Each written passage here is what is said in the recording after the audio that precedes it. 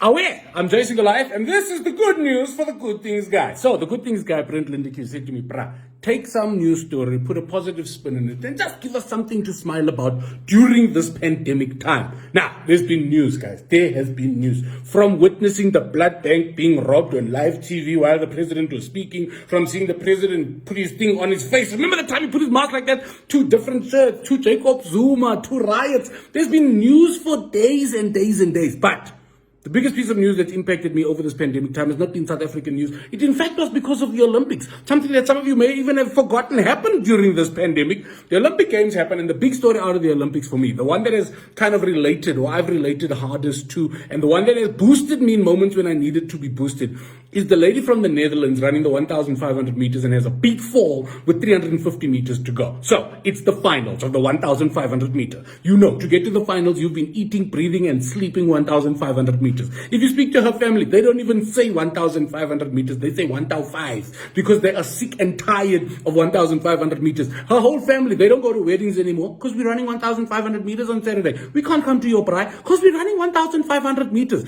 It's something that you must understand. To get to that level, you need to obsess about. And that's what makes it so dramatic when something goes wrong. So in the race, everything's going well. Sifan from the Netherlands is one of the favorites. All of a sudden, out of nowhere, she falls. Now, when she falls is when things got interesting for me. In fact, I watched the race and then rewound, called my wife. I was like, baby, you need to come and see because my mind is blown.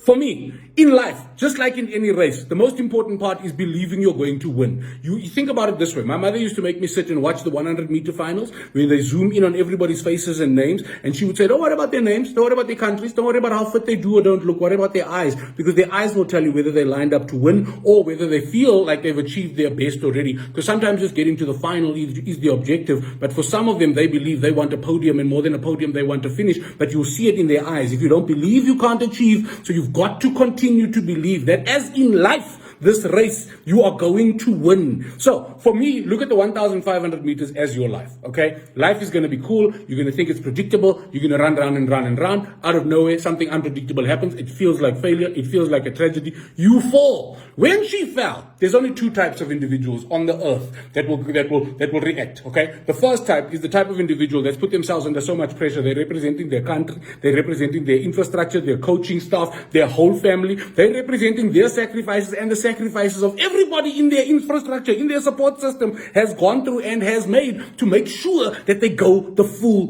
distance.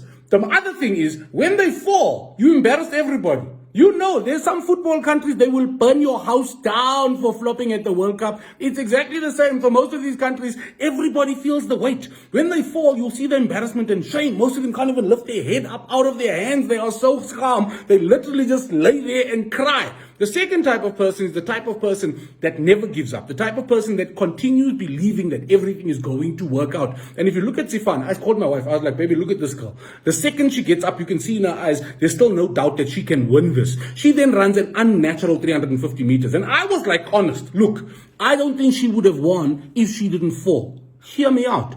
When she fell, her body released adrenaline and chemicals and panic and anxiety that it would never normally be able to do. She was then able to run at 350 meters faster than anybody else in the history of the 1,500 meters was able to run. The point is this. You haven't lost until you've given up here. When you fail in life, it's not a failure. It's a learning moment. Fear means you're doing the right thing, means you're out of your comfort zone, means you're challenging yourself, means you're pushing yourself. But if you allow yourself to be overcome in those moments, your journey will end there. She gets up and never stops believing. Runs, catches up with the pack, passes the pack, catches up with the leaders, passes the leaders, and finishes the race in the most spectacular fashion. And I'm almost 100% sure that if you ask her, what made you finish so strong, she would have told you the fall. Because my knees were sore and they were burning and I needed the adrenaline that I got from that. So, whatever it is you're going through in your life, whatever you think is too big to conquer, if you simply believe that everything is going to work out in the end, and if it's not the end, well, if it's not, everything's going to be okay in the end, and if it's not okay, it's not the end. That means when you fail, you stop panicking. When you fail, you stop being obsessed with fear and consumed by fear. When you fail, you now start looking for what you might need in this moment to help you continue to win. Because fear and failure equals learning, learning equals experience, and that will help you overcome all the things you need to overcome. That is the good news. If you like good news, go and follow Good Things Guy. Go to their website. Go all over on all the platforms. These guys are doing the good things. Keep pushing. Believe, dream, and dala what you must. I'm Jason Goliath. Bye.